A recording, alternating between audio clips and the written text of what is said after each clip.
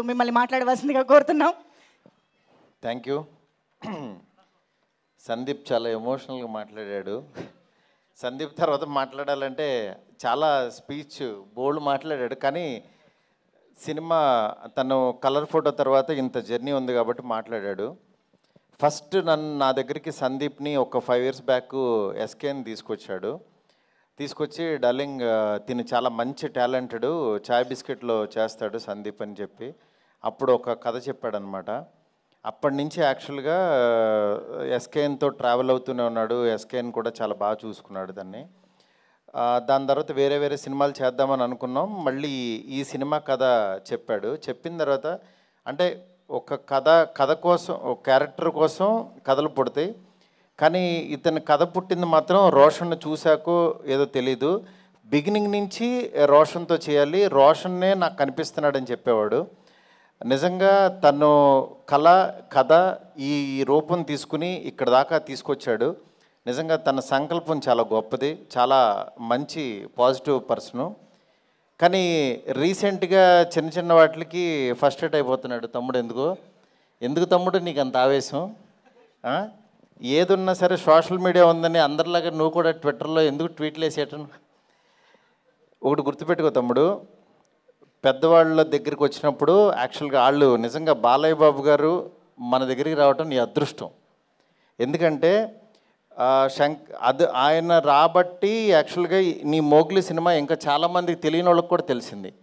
లేకపోతే మన సినిమాకి కొంతమంది వరకు తెలిసేది, అంటే దాంతోపాటు వస్తుంది అని. అందువల్ల ఎందుకు ఈ మాట అన్నానంటే, శంకర్ దాదా ఎంబీబీఎస్తో పాటు ఆనంద్ సినిమా వచ్చింది. శంకర్ దాదా ఎంబీబీఎస్తో పాటు వచ్చింది కాబట్టి, చిరంజీవి గారిది వచ్చింది, దాంతోపాటు వచ్చింది కాబట్టి చాలామందికి తెలిసింది. ఆ సినిమా చూశారు. ఇవాళ ఒక శేఖర్ కమలాన్ని ఒక మంచి డైరెక్టర్ని మనం ఇదయ్యాం. అలాగే నువ్వు కూడా బాలయ్య బాబు గారి బ్లెస్సింగ్స్తో నువ్వు ఎదగాలని కోరుకుంటున్నాను నేను. ఎందుకంటే ఎప్పుడు మనం నెగిటివ్ ఉండొద్దు. ఎందుకంటే ఒక పని జరిగిందంటే మేబీ ఈ డేట్ నీకు 13 రావటం మంచిదేమో, దాని గురించి మనం ఫస్ట్రేట్ అయిపోయి ట్వీట్లో వేసేసి కామెంట్స్ వేసేసి అవి వద్దు. ఎందుకంటే నువ్వు చాలా ఎదగలు తమ్ముడు. నువ్వు మాట్లాడుతుంటే వినబుద్ధి అవుతుంది. అందుకని ఈ మాట చెప్దాం అనుకున్నాను. ఎనీవే, మా పీపుల్స్ మీడియా సంస్థలో అన్ని రకాల సినిమాలు, అంటే ఒక పక్క నుంచి నాతో ఎంత పెద్ద సినిమా చేస్తున్నారో తెలుసు, అలాగే ఇలాగ మోగ్లీ ఇలాంటి మంచి సినిమాలు కూడా తీస్తున్నారు పక్క నుంచి. అంటే విశ్వ గారు బిగినింగ్ నుంచి కంటెంట్ కష్టపడే వ్యక్తిని మాత్రం ఆయన అసలు వదిలిపెట్టరు, అలాగే ఎంకరేజ్ చేస్తున్నారు. మీలో కూడా మంచి టాలెంట్ ఉంటే విశ్వ గారిని మీట్ అవ్వచ్చు. ఎందుకంటే ఆయనకు అసలు అవసరమే లేదు సినిమాలు తీయాల్సిన అవసరం, కానీ నిజంగా ఇండస్ట్రీకి ఏదో రుణపడి ఉన్నట్టే ఆయన వచ్చి ఇక్కడ ఒకటి ఆడినా ఒకటి ఆడకపోయినా సరే కంటిన్యూగా ఈ ఇండస్ట్రీని ఎంత పోషిస్తున్నారో నాకు తెలుసు లిటరల్గా. నిజంగా అలాంటి వ్యక్తిని మనం దూరం చేసుకోకూడదు. ఈ సినిమా ద్వారా ఇంకా పెద్ద సక్సెస్ ఇచ్చి పీపుల్స్ మీడియా సంస్థలో ప్రతి సంవత్సరం ఇలాంటి మోగ్లీలు ఎన్నో రావాలని చెప్పి మనస్ఫూర్తి కోరుకుంటున్నాను. సుమా గారు రాలేదు, మమ్మల్ని యాక్చువల్గా ఆవిడే పుష్ చేశారు నిన్న రమ్మని. కానీ ఇందాక రోషన్ అడిగితే చెప్తున్నారు, మదర్ ఇంకో 2 సినిమాల వరకు రారన్నారని.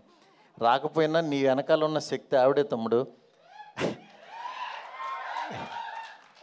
నెక్స్ట్ ఈ సినిమాలో స్ట్రెంగ్త్, ఈ సినిమా ఎందుకు సక్సెస్ అవుతుంది అనుకునే దీంట్లో బండి సరోజ్ గారిని ఎంచుకోవటం.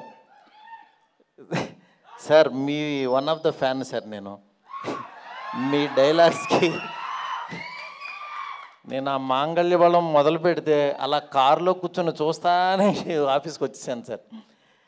అంటే నిజంగా ఎంత ప్యాషన్ అంటే, నేను ఈ రోజుల్లో తీసినప్పుడు అలాగే ఇరుచుకు పడిపోయేవాడిని, రాసేసేవాడిని.